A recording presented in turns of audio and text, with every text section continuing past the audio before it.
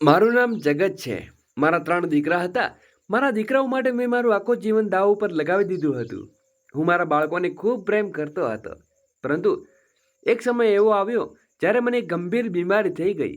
હું મારા 3 દીકરાઓ માટે બોજ બની ગયો હતો.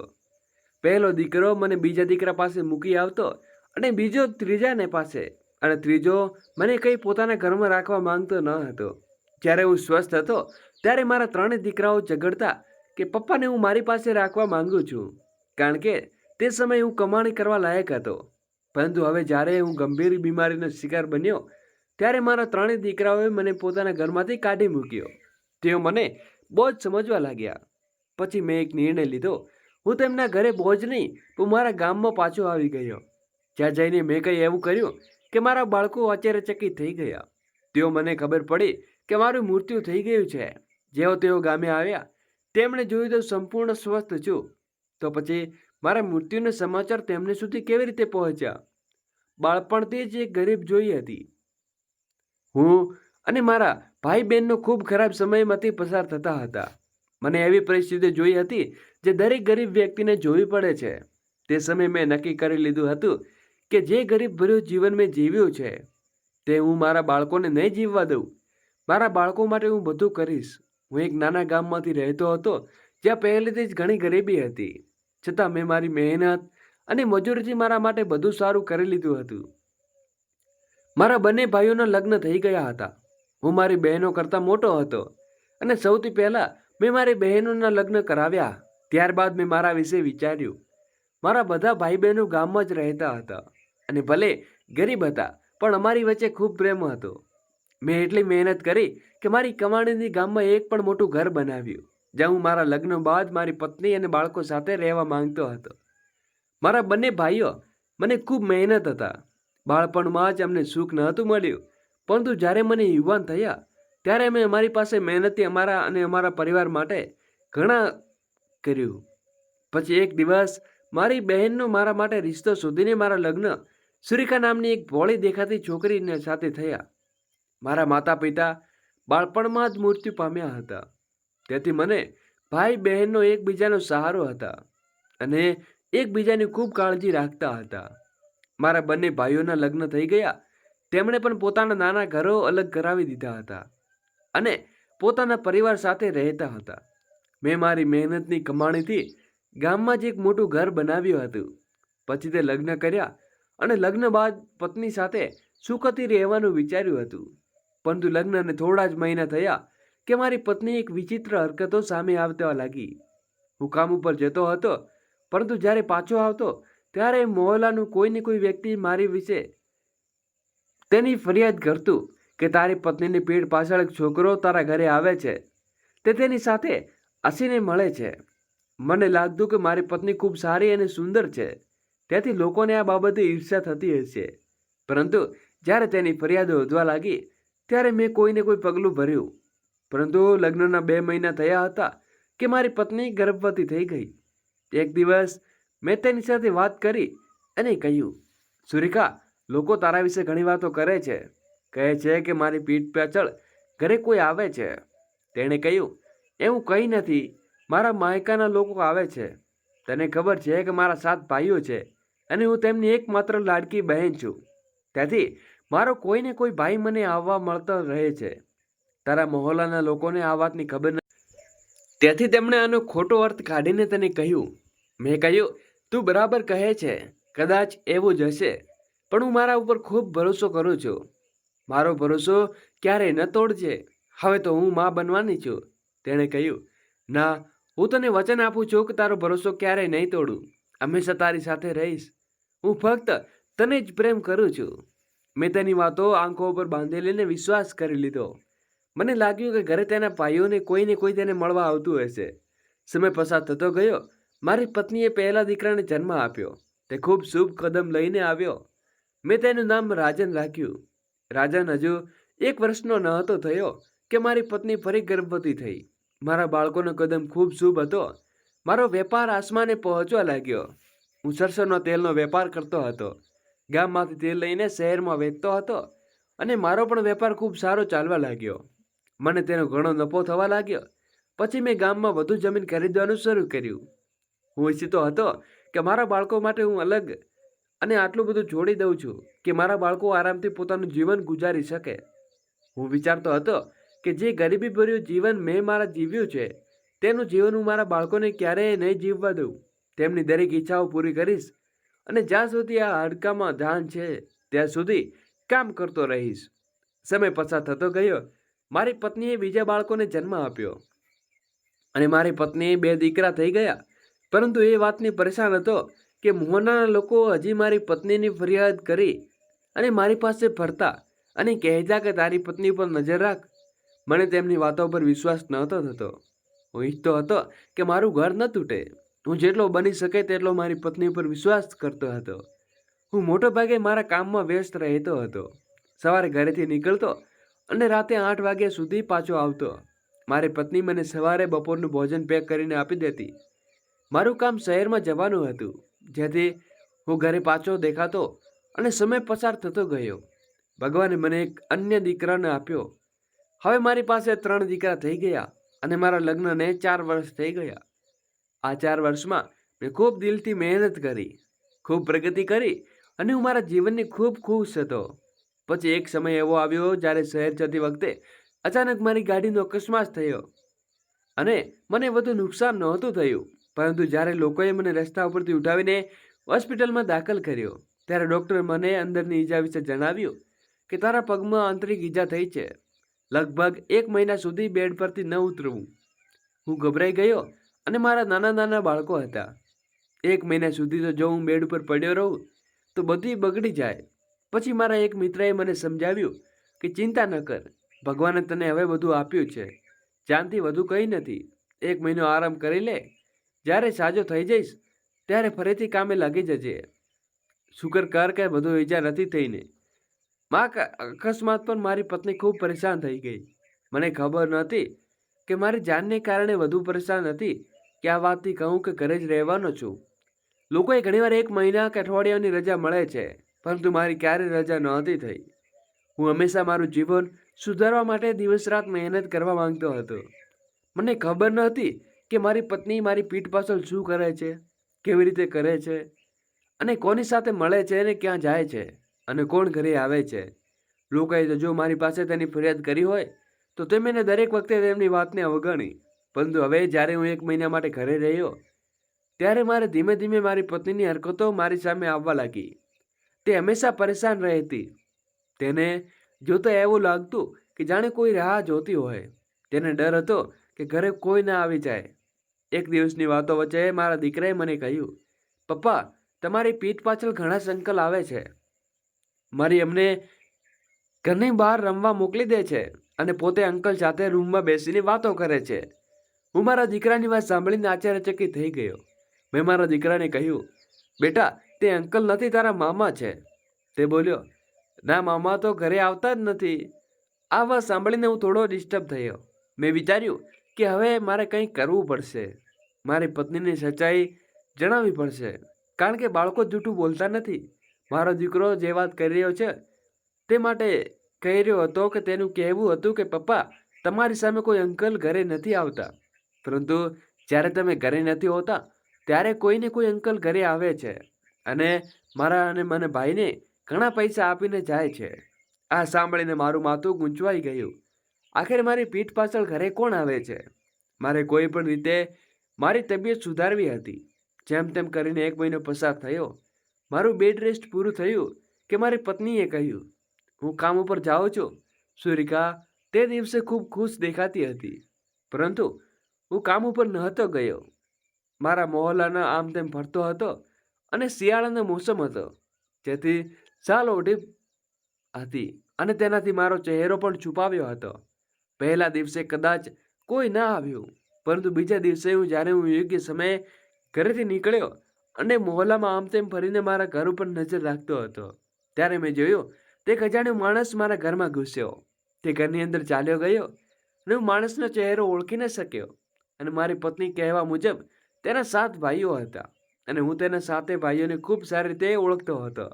તેણે કહ્યું કે મારા ભાઈઓ મારો હાલચાલ જાણવા માટે ક્યારેક ને ક્યારેક ઘરે આવે છે. તો પછી આ માણસ કોણ હતો? થોડી વાર પસાર થઈ ગયા અને મારા બાળકો ઘરની બહાર નીકળીને રમવા લાગ્યા. મારો મોટો દીકરો મને કહેવા મુજબ તે માણસની મારી પત્ની સાથે ઘરમાં એકલો હતો. હવે મારે કોઈને કોઈ પગલું ભરવું હતું, કારણ કે જ્યારે હું મારી આંખે જોઈ રહ્યો હતો તે બિલકુલ ઠીક ન હતું અને મારી સહનશક્તિમાંથી બહાર હતું. હું તરત જ ઘરની અંદર દાખલ થયો. બાળકોએ મને દરવાજો જોઈ લીધો. જેવો હું ઘરની અંદર દાખલ થયો ત્યારે આંગણું સંપૂર્ણ ખાલી હતું. હું રૂમમાં ગયો તો મારી પત્ની સોફા ઉપર અજાણ્યા માણસની બાજુમાં બેઠી હતી. આ બધું જોઈને મારું લોહી ઉકળી ગયું. જેની તેની નજર મારા ઉપર પડી તે બંને એક ઝટકે ઊભા થઈ ગયા. સુરિકા મને ફાટેલી આંખે જોવા લાગી. તેણે કહ્યું, તું ક્યારે આવ્યો? મેં કહ્યું, હું ગયો જ ક્યારે હતો. સુરિકા, આ બધું શું ચાલી રહ્યું છે અને આ કોણ છે? તે માણસ ગભરાવા લાગ્યો. મેં એક ઝટકે તેની કોલર પકડી લીધી. હું બૂમો પાડીને બોલ્યો, બોલ, તું કોણ છે અને મારા ઘરમાં શું કરે છે? તેણે મને જોરદાર ધક્કો માર્યો અને પોતાની કોલર ચોડાવીને ઘરમાંથી ભાગતો ગયો. મેં તેને પકડવાની ખૂબ કોશિશ કરી, પરંતુ તે મારા હાથમાં ન આવ્યો. સુરિકા ખૂબ ડરી ગઈ હતી, કારણ કે તેની ચોરી આજે પકડાઈ ગઈ હતી. મેં સુરિકા તરફ ધ્યાન જોયું અને કહ્યું, સુરિકા, હવે તું મને આખી સચ્ચાઈ કહીશ, નહીં તો હું હમણાં પોલીસને ફોન કરીને અહીં બોલાવી લઈશ. પોલીસના નામથી તે ખૂબ ડરી ગઈ હતી. તેણે કહ્યું, મને માફ કરી દે. ખરેખર મારા પહેલા જ પુરુષ સાથે સંબંધ હતા. હું મારી આદતથી મજબૂત હતી. તેથી લગ્ન બાદ તારા ઘરે ન હોવાનો લાભ મને પુરુષ સાથે સંબંધ રાખતી હતી. આ સાંભળીને મારા હાથ પગ જમીન નીચે સરકી ગઈ. તે કહ્યું, આ તું શું બોલે છે? તે ખૂબ રડી રહી હતી. તેના ચહેરા ઉપર શરમનો ભાવ હતો. સુરિકાએ મારી સામે હાથ જોડીને માફી માંગી અને કહેવા લાગી, મને માફ કરી દે. હવે પછી આવું નહીં કરી શકું. પરંતુ હું એવી સ્ત્રીને કેવી રીતે માફ કરી શકું જે મારી પીઠ પાછળ મારો વિશ્વાસ તોડી રહી હતી, અન્ય પુરુષો સાથે મળતી હતી? તેને તો પોતાના બાળકોની ચિંતા પણ ન હતી. મારા મનમાં એ વિચારો પણ આવ્યા કે શું બાળકો મારા છે કે કોઈ બીજાના? પરંતુ બાળકો ગમે તેવા હોય, તેઓ નિર્દોષ છે. અને ખૂબ અફસોસ થઈ રહ્યો હતો કે મોહલ્લાના લોકોએ મને મારી પત્ની વિશે પહેલેથી ચેતવણી આપી હતી. તો પછી હું કેમ ન સમજ્યો? મારે તો પહેલા જ સાવધાન થઈ જવું જોઈતું હતું. પરંતુ હું મારી પત્ની ઉપર વિશ્વાસ કરી લીધો હતો. હું માથું પકડીને બેસી ગયો. હું એવો માણસ હતો કે જેણે ક્યારેય કોઈ સ્ત્રી સાથે દુર્વ્યવહાર કે અભદ્ર વર્તન ન હતું કર્યું. આ સ્ત્રી સાથે મેં આખું જીવન વિતાવવાના સપના જોયા હતા. મેં ન જાણે શું શું વિચારી લીધું હતું, પરંતુ તે મારી પીઠ પાછળ મને દગો આપી રહી હતી. મને યાદ આવ્યું કે એક દિવસ તેણે મને વચન આપ્યું હતું કે તેણે ક્યારેય મને દગો નહીં આપે, મારા વિશ્વાસ નહીં તોડે. પરંતુ જે કંઈ મારી આંખો સામે થયું હતું, તેણે પોતાના મોંમાંથી કહ્યું હતું. તેના ઉપર હવે મારે વિશ્વાસ કરવો પડશે.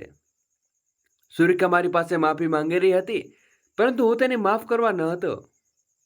મારો સહારો મારા બાળકો હતા. હું તેને મારા જીવનમાંથી બહાર કાઢવા માંગતો હતો. મેં સુરિકાને કહ્યું, હમણાં જ અને આ જ વખતે મારા ઘરમાંથી નીકળી જા. હું તને ક્યારેય માફ નહીં કરું. તે મારી સાથે જે કર્યું તે બિલકુલ ઠીક ન હતું. હું તો તારા ઉપર હંમેશા વિશ્વાસ કરતો હતો અને તું મારી ગેરહાજરીમાં મારા વિશ્વાસનો લાભ લઈને મારા જ ઘરમાં અન્ય પુરુષોને બોલાવી રહી. તેણે કહ્યું, હું પછી આવું નહીં કરું. મેં કહ્યું, ના, હું હવે તારા ઉપર વિશ્વાસ નથી કરી શકતો, કારણ કે તું વિશ્વાસના લાયક સ્ત્રી નથી. તું તારા સામાન લઈને અહીંથી જઈ શકે છે. ફક્ત મારા બાળકોને છોડી જા, કારણ કે મને મારા બાળકો સાથે ખૂબ પ્રેમ છે. તે ખૂબ રડી રહી હતી અને ગીડગીડાવી રહી હતી. મેં તેને તેના માયકે મોકલી દીધી અને બીજા દિવસે છૂટાછેડાના કાગળો તૈયાર કરાવી દીધા. તેના ઘરે મોકલી દીધા. મારા તેની સાથેના બધા સંબંધો ખતમ થઈ ગયા હતા. હવે તો મને તેની સાથે કોઈ લેવા દેવા ન હતી.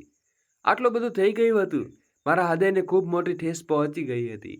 જ્યારે આ વાત મારા ભાઈ બહેનને પણ ખબર પડી તો તેઓ પણ મારા ઘરે આવ્યા અને કહેવા લાગ્યા, ભાઈ, તે અમને આ સ્ત્રી વિશે કેમ ન કહ્યું કે તારી પીઠ પાછળ આટલું બધું કરી રહી હતી? અમે તેને પોલીસને હવાલે કરી દીધી હોત. મેં કહ્યું, ના, મેં ક્યારે કોઈની સાથે ખરાબ નથી કર્યું, કોઈની સાથે ખોટું નથી કર્યું. તે તો મારી પત્ની હતી. હું તેની સાથે ખરાબ કરવાનું વિચારી પણ ન શકું. મારી સૌથી નાની બહેન કહેવા લાગી, ભાઈ, તું બીજાના વિશે કેટલું વિચારે છે? બીજાના વિશે વિચારતા વિચારતા તે હંમેશા પોતાનું નુકસાન કર્યું છે. હવે તેને ઘરમાંથી કાઢી દીધી, પરંતુ બાળકો પણ તેને સાથે મોકલી દેત. કોને ખબર કે આ બાળકો તારા છે એક બીજાના. મેં કહ્યું, આ બાળકો ગમે તેના હોય, પરંતુ તેઓ મને માતા પિતા કહે છે. હું હંમેશા તેના ઉછેર એવી રીતે કરીશ જેવી રીતે કરતો આવ્યો છું. આ રીતે મારી સંતાનનો છે. મેં સુરકા સાથેના સંબંધો બધા સંબંધ ખતમ કરી દીધા, પરંતુ મારા બાળકો સાથેનો કોઈ સંબંધ ખતમ નથી કરવા માંગતો. મારા મોટા ભાઈ કહેવા લાગ્યા, જગત, હવે તું બીજા લગ્ન કરી લે. બાળકોના ઉછેર તારા માટે ખૂબ મુશ્કેલ થઈ પડશે. મેં કહ્યું, ના, હું બીજા લગ્ન નહીં કરું. બીજા લગ્ન કરીને હું મારા બાળકોનું જીવન બગાડવા નથી માંગતો. કોને ખબર મારા જીવનમાં કોઈ બીજી સ્ત્રી આવે અને તે મને કે મારા બાળકોને ન સમજે. હું એવું બિલકુલ ન થવા દઉં.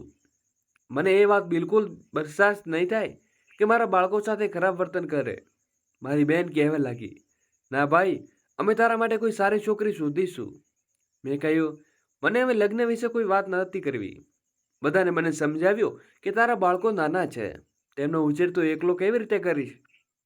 પરંતુ મેં તેમને કહી દીધું કે હું મારા બાળકો માટે ગમે તે કરીશ. મા અને પિતા બની જઈશ. તેમનો હું જાતે ઉછેર કરીશ. બીજા લગ્ન મારે નથી કરવા. હું કામ ઉપર જતો હતો, બાળકોની સંભાળ પણ રાખતો હતો, બાળકો માટે ભોજન બનાવતો હતો અને ઘરની સફાઈ પણ કરતો હતો. ગામના બધા લોકો મારા ખૂબ દયા ઉપર આવતી હતી. લોકો હજી પણ મને ખૂબ સમજાવતા હતા કે તું જીવનમાં ખૂબ કઠિન સમયમાંથી પસાર થઈ રહ્યો છે. બીજા લગ્ન કરી લે, તારા માટે થોડી સરળતા થઈ જશે. પરંતુ મેં કોઈની એક વાત ન સાંભળી. મારા માટે મારા બાળકો વધુ મહત્વના હતા. અહીં સુધી કે હું બીજી સ્ત્રી પર વિશ્વાસ પણ નથી કરી શકતો. મારું જીવન ખૂબ મહેનત ભર્યું પસાર થઈ રહ્યું હતું. મેં વિચાર્યું કે હવે બધું ફક્ત થોડા સમયની વાત છે, ફક્ત થોડા વર્ષોની વાત છે. જ્યારે આ વર્ષો મુશ્કેલ થઈ જશે, મારા બાળકો યુવાન થઈ જશે, તેમના લગ્ન પણ થઈ જશે, તેઓ કમાણી કરવા લાયક થઈ જશે, તો મને તેમનો ઘણો સહારો મળશે. મેં પહેલાં જ સરસવનું તેલ શહેરમાં સપ્લાય કરતો હતો. હવે મેં ઓઇલમાં ડિલિવરીનું કામ શરૂ કર્યું. મારી પોતાની જમીન અને તેલનું કહોનું લાગેલું હતું. જ્યારથી અમારું તેલ સપ્લાય થતું હતું, આ કામમાં વધુ નફો નહોતો, પરંતુ જેમ જેમ સમય કાઢવાની કોશિશ કરતો હતો, બાળકો ધીમે ધીમે મોટા થઈ ગયા. મેં બાળકોને શહેરમાં ભણવા મોકલ્યા, પરંતુ ત્યાંના બાળકોને લાવવા લઈ જવા મને ખૂબ ભારે પડતું હતું અને કામમાં પણ નુકસાન થતું હતું. મેં વિચાર્યું, શા માટે નહીં કરું શહેરમાં જાઉં. શહેરમાં જઈને કોઈ મકાન ખરીદી લઉં અને ત્યાં જ મારું રહેવાનું શરૂ કરું. બાળકોનું ભણતર પણ ચાલુ રાખું અને મારું કામ પણ બરાબર ચાલે. વળી હું ગામમાં રહું તો મને સુરેખાની યાદ આવે છે, તેની બેવફાઈની યાદો આવે છે અને પછી મને મારું ઘર અને બાળકોને જોઈને ગુસ્સો આવે છે. કારણ કે મારા જીવનમાં આ બધું કેમ થયું. બાળકોએ ઘણી વખત પોતાની માને યાદ કરી, પરંતુ મેં તેને સમજાવ્યું કે તમારી માં મરી ગઈ છે. હવે તમારા માટે ફક્ત હું જ છું. બાળકો નાના અને નાસમજ હતા. થોડા દિવસો સુધી તેમને મા વગર રહેવાની તકલીફ થઈ, પરંતુ સમય સાથે બધું ઠીક થઈ ગયું. નાના બાળકોનો ઉછેર કરવો મારા માટે ખૂબ ભારે કામ હતું, પરંતુ તે ખબર સમય પસાર થઈ ગયો. મેં મારું બધું સામાન પેક કરીને શહેરમાં શિફ્ટ થઈ ગયો. મારા ભાઈ બહેનનો પણ આ વાત સારી ન લાગી કે હું મારા બાળકોને લઈને શહેરમાં જઈ રહ્યો છું. પરંતુ બાળકોના ભણતરની વાત હતી અને મારા વેપારની પણ. તેની મારા માટે શહેર જેવું ખૂબ જરૂરી હતું. મેં મારો બધો જ વેપાર ગામમાંથી ખતમ કરી અને શહેરમાં શરૂ કર્યો અને હવે અહીંથી મેં મારું નવું જીવન જીવવાનું શરૂ કર્યું. જોતામાં બાળકો ક્યારે યુવાન થઈ ગયા તેની ખબર પણ ન પડી. અહીં વેપારમાં પણ ખૂબ પ્રગતિ થઈ. સૌથી મોટો દીકરો રાજન, બીજા દીકરો પ્રતીક અને ત્રીજો દીકરો રવિ, ત્રણેય દીકરા મારી સાથે વેપારમાં હાથ બટાવતા હતા. હવે મારું તેલ ફક્ત એક કહોનું ન હતું, પરંતુ એક સારી એવી બ્રાન્ડ કંપની ચાલતી હતી. લોકોએ મારા બ્રાન્ડનું તેલ ખૂબ પસંદ આવતું હતું. સમય પસાર થતાં મેં એક એક કરીને મારા દીકરાના લગ્ન કરાવી દીધા. પૈસાની કોઈ કમી ન હતી. મોટો દીકરો તેનું અલગ ઘર બનાવીને આપી દીધું અને બીજા દીકરાને પણ અલગ ઘર બનાવીને આપી દીધું અને ત્રીજા દીકરાને પણ. ત્રણેય પોતપોતાની પત્ની સાથે ખૂબ ખુશ હતા અને અલગ અલગ ઘરમાં સુખેથી રહેતા હતા. પરંતુ હું મોટે ભાગે મારા સૌથી મોટા દીકરા રાજન સાથે રહેતો હતો, કારણ કે તેને મારા વેપારમાં વધુ રસ હતો. બાકીના બે દીકરા અલગ અલગ કામ કરતા હતા. નાના દીકરાએ નોકરી કરવી વધુ પસંદ હતી. તેને ભણી લખીને એક મલ્ટીનેશનલ કંપનીમાં નોકરી શરૂ કરી. જ્યારે સૌથી નાનો દીકરો રવિ એક શાળામાં શિક્ષકની નોકરી કરતો હતો. તે બંને દીકરા મારા વેપારથી અલગ થઈ ગયા હતા, પરંતુ તેઓ જે પણ કામ કરતા તેઓ મને ઘણા પૈસા મળતા હતા. રાજનના લગ્ન થઈ ગયા. તેની પત્ની સારી હતી, ખૂબ કાળજી રાખતી હતી. મોટા દીકરાને 2 બાળકો થયા. નાના દીકરાને એક દીકરી હતી અને સૌથી નાના દીકરાને પણ એક દીકરી હતી. જ્યારે મારું મન થતું હું મારા દીકરાઓને ઘરે જતો, તેઓ મારી મહેમાન ગતિને કોઈ કમી નહોતા રાખતા, મારી ખૂબ કાળજી રાખતા. પરંતુ એક વાત હતી કે મને હંમેશા પરેશાન કરતી કે મારા 2 દીકરા જે અલગ અલગ રહેતા તેમણે ક્યારેય મને પોતાની કમાણીનો 1 પૈસો પણ નહોતો આપ્યો. અને રાજન જ્યારે તેનું મન થતું તે પોતાની પત્ની સાથે ફરવા નીકળી જતો. જ્યારે મન થતું ત્યારે પૈસાની પાણીની જેમ ખર્ચતો. ન તો મારી પરવાનગી લેતો કે ન કામનું વધુ ધ્યાન આપતો. તેનું ધ્યાન તેના બાળકો અને પત્ની ઉપર હતું. જ્યારે હું ઘરે આવતો અને તેની સાથે દર મહિનાનો હિસાબ કિતાબ વિશે વાત કરતો તો તે કંઈ પણ ખબર ન હતી. તેને લાગતું કે પિતા તો કમાઈ રહ્યા છે તો તેની ફેક્ટરી જઈને શું કરવું. આ વાત મેં ઘણી ખટકતી હતી. આખી જિંદગી મેં મારી મહેનત કરીને આટલો મોટો વેપાર ઊભો કર્યો, બાળકોને કાબેલ બનાવ્યા. મેં વિચાર્યું કે હવે આ લોકોને હક બને છે કે તેઓ મને આરામ કરવાનું કહે અને પોતે બધી જવાબદારી ઉપાડે. પરંતુ તે બંનેને પણ પોતાના જીવનની કોઈ મતલબ હતો અને આ દીકરાઓએ પણ મારા વેપાર સાથે જોડાઈને તેને સમજવાની કોશિશ ન કરી. પરંતુ બાળકો અને વહુઓના વર્તનથી મારા માટે ક્યારેય કોઈ કમી ન હતી. બધા સારા હતા, બધું બરાબર ચાલી રહ્યું હતું.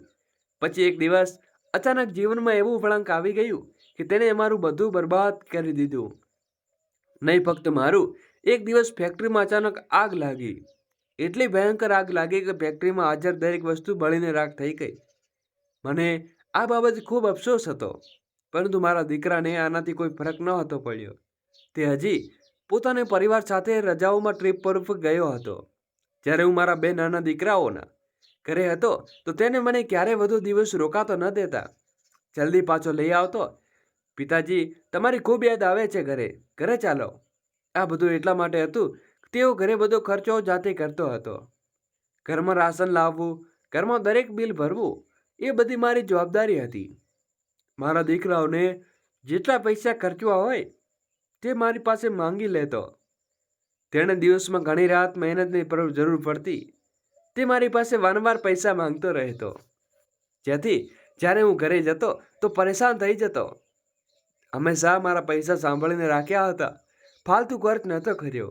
પરંતુ મારા 3 દીકરાઓએ ખૂબ ફાલતુ ખર્ચ કર્યા હતા.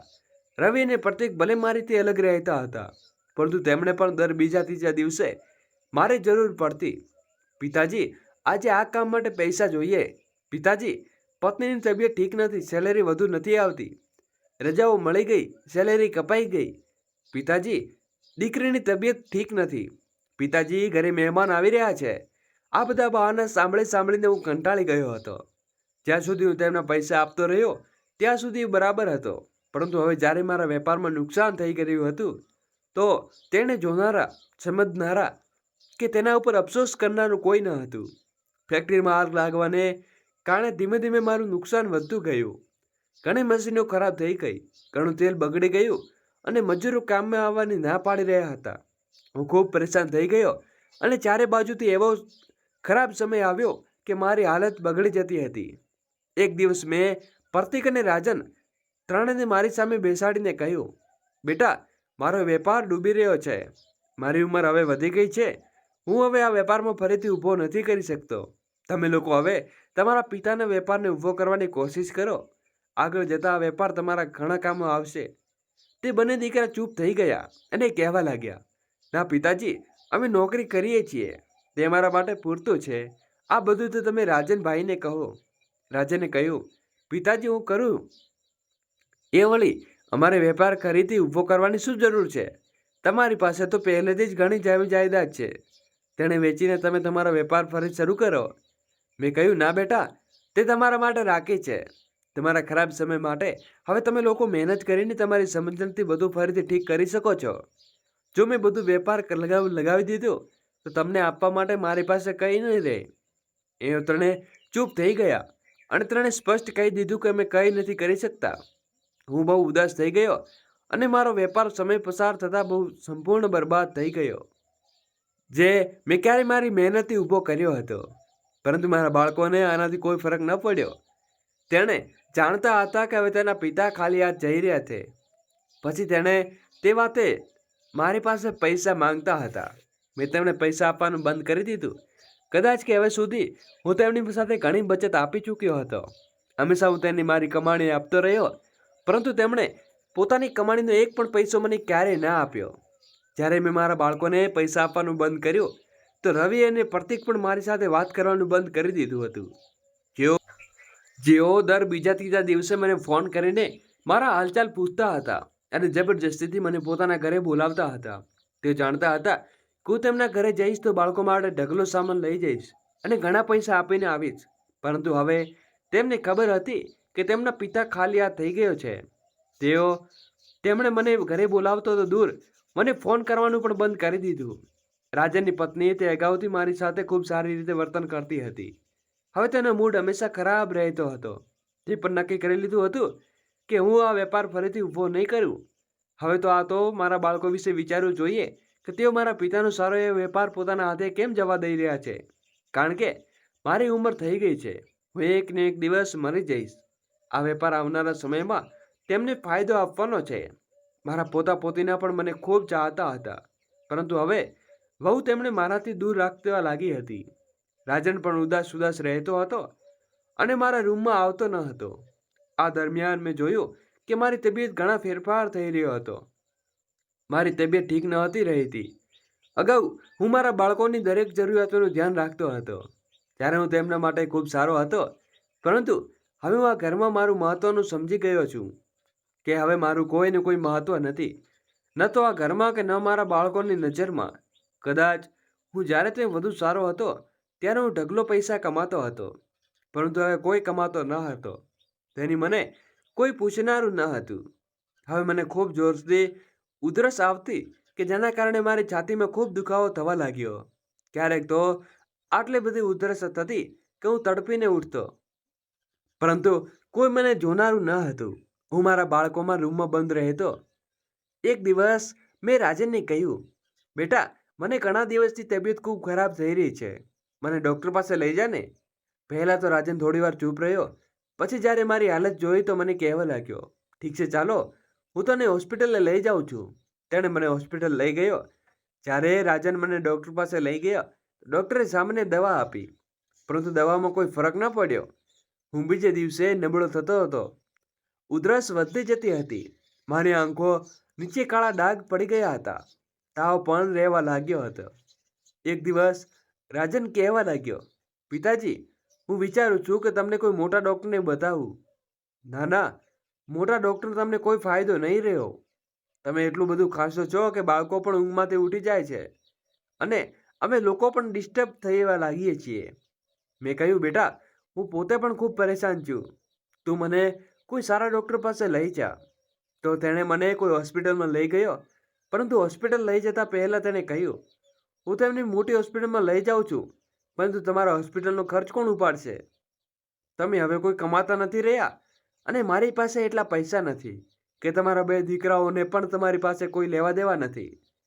પૈસા લેવા માટે તેઓ ઝડપથી અહીં આવી રહ્યા હતા અને હવે તમને પોતાના ઘરે બોલાવતા લેતા હતા, પરંતુ હવે જાઓ અને હવે પિતાની ચિંતા નથી. હું ચૂપ થઈ ગયો અને માથું નમાવી ઊભો રહ્યો. હોસ્પિટલમાં ગયા પછી ડૉક્ટરે મારી આખી સ્થિતિ સાંભળીને ઘણા ટેસ્ટો લાગી ગયા હતા.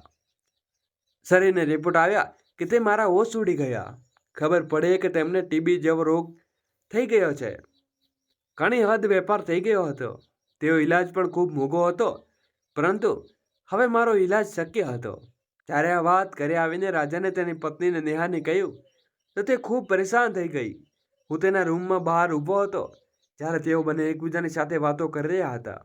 નેહા કહેવા લાગી કે તમારા પિતાએ પોતાનો આખો વેપાર બરબાદ કરી દીધો અને પોતે હવે બીમાર થઈને પડી ગયા. બિચારા પણ એટલી મોટી થઈ ગઈ કે ઈલાજ પણ લાંબો ચાલશે. તમારી પાસે એટલા પૈસા નથી કે તમારા પિતાજીનો ઈલાજ કરાવી શકો. વળી તમારા પિતાજીની ઉંમર પણ ઘણી થઈ ગઈ છે. આ દુનિયામાંથી ચાલ્યા જાય તો કોઈને કોઈ ફરક નહીં પડે. વળી હવે તેઓ કોઈ કામના નથી રહ્યા. આપણે પણ ઘણા ખર્ચા છે. બાળકોનું ભણતર અને આપણે તમારા પિતાજીને એક પણ પૈસો નથી આપતા. મેં બધું તમારા ઉપર જ આવી પડ્યું છે. હવે છોડો, તમારા પિતાના ઉપર ધ્યાન આપવાની કોઈ જરૂર નથી. મારે પણ ઘરના બધા કામો એકલા હાથે કરવા પડે છે. મારાથી તમારા પિતાની સેવા નહીં થાય. અને હા, તમારા પિતાને કહી દો કે રૂમમાં જઈને રહે. ક્યારેક તેની બીમારી બાળકોને લાગી જાય અને અમે તો પહેલેથી જ તેમની ઉધરસની ખૂબ પરેશાન છીએ. હું નથી ઈચ્છતી કે તેના બીમારીનું અમારા બાળકોને પણ લાગે. મને લાગ્યું કે મારા દીકરો હવે તેની પતિને ઠપકો આપશે કે તું આવી કેવી વાતો કરે છે. પરંતુ તેણે તો તેને પતિને કહ્યું, ચિંતા ન કર, હું પિતાને સમજાવી દઈશ. તું બિલકુલ બરાબર કહે છે. આ સાંભળીને મારું દિલ ખૂબ દુઃખી થયું. હું ચૂપચાપ મારા રૂમમાં આવી ગયો અને પહેલી વાર ખૂબ રડ્યો. મારા વેપારમાં બરબાદ થવા ઉપર મને એટલો અફસોસ ન હતો થયો જેટલો મારી વહુ અને દીકરાની વાતોથી થઈ રહ્યો હતો. હવે તો હું આ ઘરમાં કોઈ બિનજરૂરી સામાનની જેમ થઈ ગયો હતો, જેની કોઈ કદર ન હતી કરતું. મને ખાવાનું પણ એવું મળતું જાણે હું કોઈ ભિખારી હોઉં. વહુ હાથમાં ગ્લોવ્સ પહેરીને ખાવાનું થાળી બારીમાંથી આપી દેતી, સાડીનો પલો નાક ઉપર રાખતી દેતી હતી અને કહેતી, ઝડપથી ખાવાનું ખાઈ લો અને બારી બંધ કરો. એવું ન થાય કે તમારી ઉધરસનું જીવાણુ રૂમની બહાર આવે અને બીમારી અમને બધાને લાગી જાય. મને તો ખાંસી ખાવાનું પણ નહોતું મળતું. વહુએ બાળકોને પણ મારી પાસે મોકલવાનું બંધ કરી દીધું. એક દિવસ તેમણે ચાલતા ચાલતા કહ્યું કે મારાથી તમારા પિતાને ખાવાનું આપવું નહીં થતું, તેવું ખાવાનું તમે જ આપજો. રાજન કહેવા લાગ્યો, ઠીક છે બાબા, હું ખાવાનું આપી દઈશ. તું શા માટે બૂમો પાડે છે? પિતાજીએ સાંભળી લીધું તો તેમને અફસોસ થશે, પરંતુ તેમણે શું ખબર કે તેમની રૂમમાં બારીમાંથી શું શું સાંભળતો રહેતો હતો. હું પોતાને ખૂબ લાચાર અને અફસોસ અનુભવતો હતો. હું આંસુમાં ઘૂંટણમાં પીને સૂકી રોટલી અને બાસી શાક ખાઈ લેતો. રાજને મને કેવી દવાઓ લાવીને આપી દીધી કે જેથી હું જાણતો હતો. બસ તે બારીમાંથી મને દવાઓ આપી દેતો અને ખાઈ લેતો. પરંતુ મારી તબિયત બિલકુલ ઠીક ન હતી. મેં સમય વધતો જતો અને મારી તબિયત બગડતી જતી હતી. ખાવાનું પણ બરાબર ખાઈ શકતો ન હતો. હું પોતે ઉઠીને પાણી પીવા ન હતો શકતો. રાજન તો રૂમમાં આવતો ન હતો અને પોતાને મારી પાસે આવવાની કોઈ કોશિશ કરતા, પરંતુ તેમની મા તેને ઠપકો આપતી કે ખબરદાર, જો તમે તમારા દાદાજીના રૂમમાં આસપાસ ગયા તો તેમને ખૂબ ખતરનાક બીમારી થઈ છે. જો તેમને લાગી ગઈ તો તમે પણ બીમાર પડી જશો. ચાલો તમારા રૂમમાં જઈને ભણો. જ્યારે મેં વાત સાંભળી તો મારું દિલ જાણે ફાટી ગયું. ખબર નહીં મને આ બીમારી કેમ થઈ. જો થઈ હોતી તો ઈલાજ પણ ચાલી ગયો હતો. નહીં તો તમારો દીકરો મને દવા આપતો હતો. તો પછી દવાઓમાં ફરક કેમ નહોતો પડતો? પછી મને ખબર પડી કે મને ડૉક્ટર પાસે દવાઓ નહોતો લાવતો, પરંતુ કોઈ મેડિકલ સ્ટોરમાંથી સસ્તી દવાઓ લઈ આવતો, જેનાથી મારી હાલત ઠીક નહોતી થઈ રહી. પરંતુ હવે આ દવાઓ મને અસર કરવાનું બંધ કરી દીધું હતું. ખાંસતા ખાંસતા મારી જાન અડધી થઈ ગઈ હતી. એક વખત મને લોહીની ઉલટી થઈ. જ્યારે વહુએ આ જોયું તો કહેવા લાગી, હવે હું પિતાને ઘરમાંથી 1 મિનિટ પણ બરબાદ નહીં કરી શકું. આ બંધ રૂમમાંથી મારી તબિયત ખૂબ ખરાબ રહેતી. હું બૂમો પાડીને બધાને બોલાવતો, પરંતુ મારી મદદ માટે કોઈ નહોતું આવતું. પછી રડવા સિવાય મારી પાસે કોઈ રસ્તો ન હતો. જ્યારે સવારે રાજન આવ્યો તો લોહી જોઈને ગભરાઈ ગયો. હું હોશમાં પડ્યો હતો. તેને ઝડપથી મને ઉઠાવીને હોસ્પિટલે લઈ ગયો. તેની પત્નીએ તેને સમજાવ્યું હતું કે તું જ રાજન શા માટે પિતાની સેવા કરે છે? શું બધી જવાબદારી તારા ઉપર જ છે? તે ઘણા વર્ષો સુધી તેમને તારી સાથે રાખ્યા. તારા 2 નાના દીકરાઓ અને ભાઈઓ તેમને જોવા પણ નથી આવતા. હું તો વિચારું છું કે તારા પિતાજીને પ્રત્યેકના ઘરે છોડી આવું. થોડા દિવસ પછી તેમનો ઈલાજ કરાવશે અને તેમની સેવા કરશે. 2 દિવસ મારો હોસ્પિટલમાં ઈલાજ ચાલ્યો. ત્યારબાદ જ્યારે હોસ્પિટલમાંથી રજા મળી તો રાજન અને પ્રતિક ઘરે છોડી ગયો. તેની પત્ની મારી હાલત વિશે પ્રત્યેક પત્નીને પહેલેથી જણાવી દીધું હતું. અગાઉ રાજન મારા વગર રહેતો ન હતો અને હવે મને તેના ભાઈના ઘરે છોડી ગયો. જ્યારે હું પ્રતિકના ઘરે આવ્યો તો મારી હાલત જોઈને બંને પતિ પત્નીના હોશ ઉડી ગયા. જ્યારે તેમણે મારી બીમારીની ખબર પડી તો તેઓ ગભરાઈ ગયા અને તેમણે મને હાથ પર ન અડાડ્યો. તેમણે પણ મને રહેવા માટે એક રૂમ આપી દીધો. રાજને પ્રતિકને કહી દીધું કે પિતાજીને અત્યાર સુધી જ ઘણી સેવા કરી, તેમનો ઘણો ઈલાજ કરાવ્યો. હું તેમને ઈલાજ કરાવવા માટે અને તેના માટે ઘરે રાખું. હું નથી ઈચ્છતો કે અમારો બોજ મારા ઉપર આવે. તમારી ઉપર કેટલી જવાબદારી છે. આ તમારા પિતા છે. મારી તબિયત અહીં પણ ઠીક ન હતી થઈ. પ્રત્યેક મને ડૉક્ટર પાસે લઈ ગયો. તેમણે ઈલાજનો ખર્ચ ઘણો કર્યો હતો, જેનાથી પતિ ખૂબ ગભરાઈ ગયો અને તેમણે પણ મને મેડિકલમાંથી દવાઓ ખવડાવવાનું શરૂ કર્યું. તે વારંવાર અહીં વિચારતો કે શું કરું, શું ન કરું, કારણ કે તેનાથી મારો બોજ ન હતો ઉપડતો. જેથી પત્ની રાગિનીએ પ્રતીકને પહેલેથી જ કહી દીધું હતું કે તમે તમારા પિતાને જેટલો દિવસ રાખો હોય એટલે રાખો, પરંતુ તેમનું કોઈ કામ નહીં કરું. અહીં રહેતા મને 1 મહિનો પણ થયો હતો. હું મારી ઉદ્દેશથી રાગિની પર ખૂબ પરેશાન થઈ ગઈ હતી. વારંવાર પ્રતીકને કહેતી કે દિવસની તમારા પિતાજીને આ ઘરમાં આવ્યા છે, પરંતુ વાતાવરણ બગડી ગયું છે અને અમે લોકો એટલા સુખેથી રહેતા હતા કે તમારા પિતાજી હંમેશા ખાંસતે ખાંસીને ઘરમાં બીમારી ફેલાવે છે. હું તમારી સાથે હાથ જોડું છું. કૃપા કરીને તમારા પિતાજીને અહીંથી લઈ જાઓ. તેમની હાજરીમાં મારાથી અહીંથી રહેવાતું નથી. પ્રતીકે કહ્યું, હું મોટા ભાઈની જેમ મારા પિતાજીનું મોઢું ન ફેરવી શકતો. અગાઉ જ્યારે પિતાજી ઢગલો પૈસા અને સામાન લઈને આવતા હતા ત્યારે તો તું તેની સેવા ખૂબ કરતી હતી. તેણે કહ્યું, હા, કારણ કે તારી સમય જુદો હતો. તારા પિતાજી સ્વસ્થ હતા, પરંતુ હવે તેમને એટલી મોટી બીમારી થઈ ગઈ છે કે તેમની નજીક પણ નથી જવું. મને તેમનાથી ગંદકી આવે લાગે છે. તમારા મોટા ભાઈ ભાભીને તો પહેલાં જ બોજ બનીને અહીં મોકલી દીધો, જ્યારે આખી જિંદગી તો તેમણે પિતાજીની મજા લીધી. હવે જાણે પોતાના પૈસા ખર્ચવાનો સમય આવ્યો તો ઈલાજ માટે તેમને અહીં મોકલી દીધા.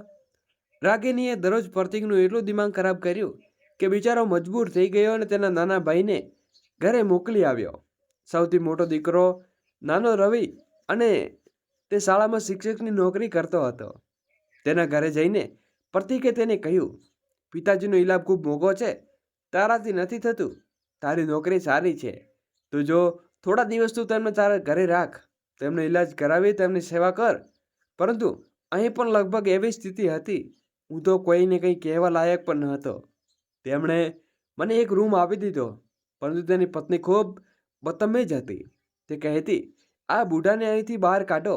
બીમાર થઈને અહીં આવી ગયો છે અને આખી જિંદગી તેના મોટા દીકરા પાસે રહ્યો હતો. હું તો કહું છું કે તું તારા પિતાજીને કોઈ ઓલ્ડ એજ હોમમાં છોડી આવ. વળી હવે તારા પિતાજી કોઈ કામના નથી રહ્યા. મને હવે કોઈની પાસે કોઈ આશા ન હતી. એક તો હું પહેલેથી જ બીમારીથી તૂટી ગયો હતો અને બીજું મારી વહુ અને દીકરાઓ મને કંઈ સંપૂર્ણ રીતે તોડી નાખ્યો હતો. હું હવે એકલાતાનો શિકાર થઈ ગયો હતો. બાળકો તો મારાથી દૂર ભાગતા હતા, એકબીજાના પર નાખતા હતા અને કોઈ મારી ચિંતા પણ નહોતું થતું. આ સંતાનો હતા જેની ખાતર મારી પત્ની બેવફાઈ જતા હતા. તેમનો સાથ નહોતો છોડ્યો અને બીજા લગ્ન નહોતા કર્યા, જેને મારા બાળકોને બેસહાર થયા.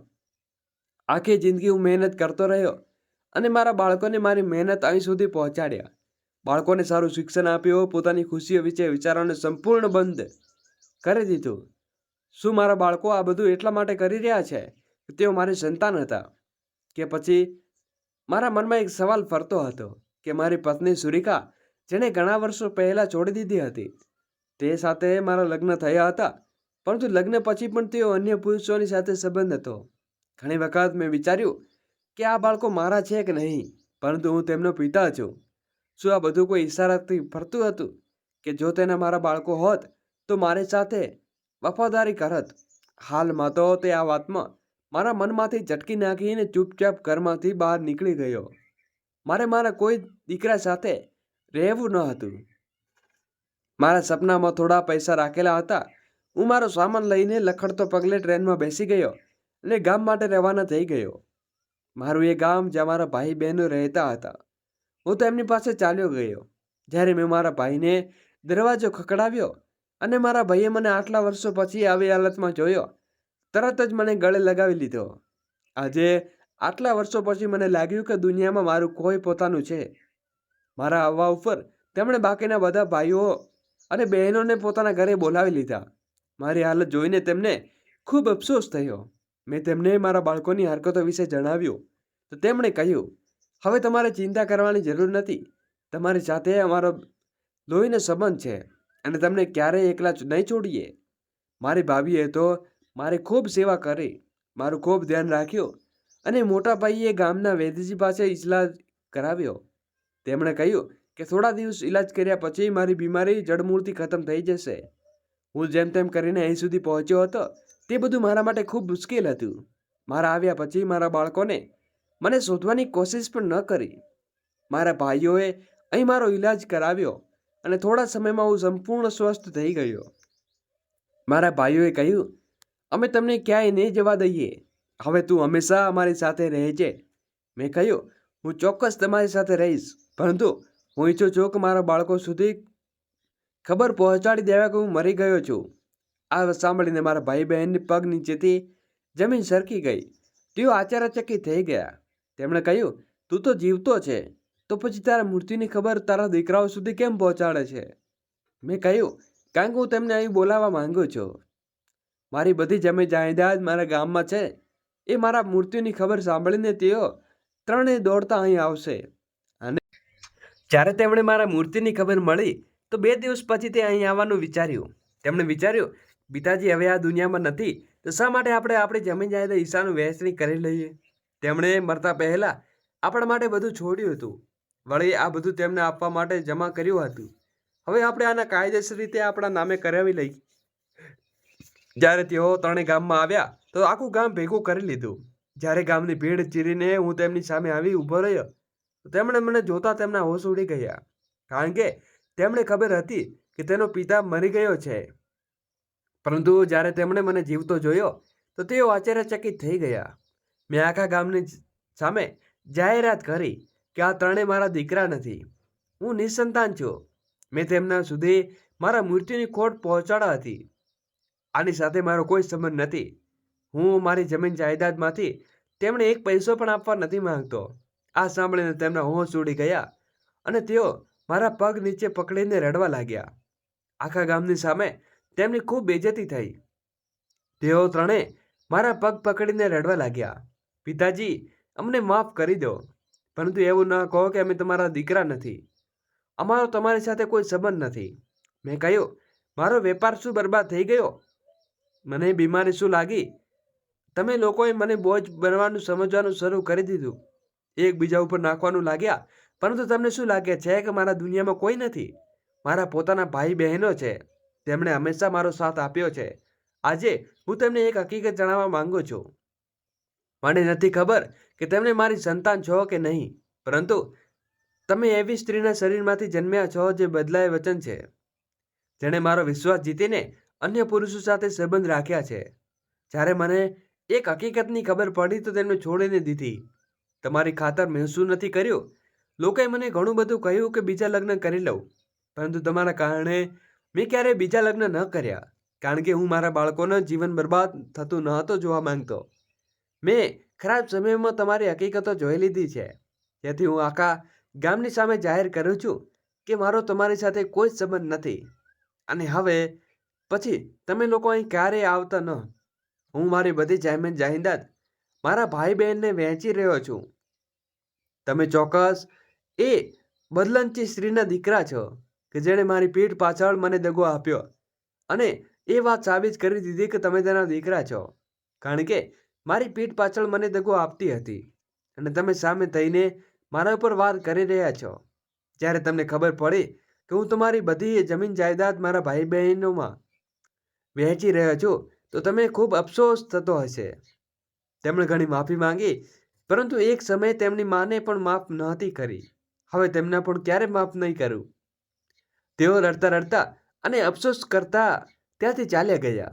તે વકીલને બોલાવીને મારી જમીન જાયદાદ મારા ભાઈઓના નામે કરી વહેંચવાનું શરૂ કર્યું. મારી બહેને પણ તેના મનાઈ કરી રહ્યા હતા, પરંતુ સાથે તેમણે મને કહ્યું, હવે તું શહેરમાં ક્યારેય નહીં જા. અમારી સાથે અહીં જ રહે. જેવી અગાઉથી સાથે રહેતા હતા તે મારા દીકરાઓ સાથે બધા સંબંધો હંમેશા માટે ખતમ કરી દીધા. થોડા સમય પછી મને ખબર પડી કે ત્રણેય ખૂબ ખરાબ સ્થિતિમાંથી પસાર થઈ રહ્યા છે. 2 દીકરાઓની નોકરી ગઈ અને સૌથી મોટો દીકરાને ગરીબીભર્યું જીવન જીવી રહ્યો છે. જે દીકરાને સારું જીવન આપવા મેં મારું આખું જીવન દાવ ઉપર લગાવી દીધું હતું, તેમણે પોતાના હાથે પોતાનું બધું બરબાદ કરી દીધું છે. કંઈ ન કરી શક્યો. મેં ક્યારેય પાછું વળીને તેમની તરફ ન જોયું. તેમણે ઘણી વખત મેં મારી પાસે માફી માંગવાની કોશિશ કરી, પરંતુ મેં ક્યારેય માફ ન કર્યા. હવે હું મારા ભાઈ બહેનો સાથે ગામમાં રહું છું. મારા ગામની ખુશીઓની ખુશ રહું છું. મારા ગામના લોકો સાથે સુખી જીવન જીવી રહ્યો છું. મિત્રો, આશા છે કે તમને આ વાર્તા ગમી હશે. જો વાર્તા ગમી હોય તો વિડીયોને લાઈક કરો. જો ચેનલ ઉપર નવા હો તો ચેનલને સબસ્ક્રાઈબ કરો અને નોટિફિકેશનને બોલ કરી દો, જેથી આગળનું અપડેટ સૌથી પહેલાં તમને મળે.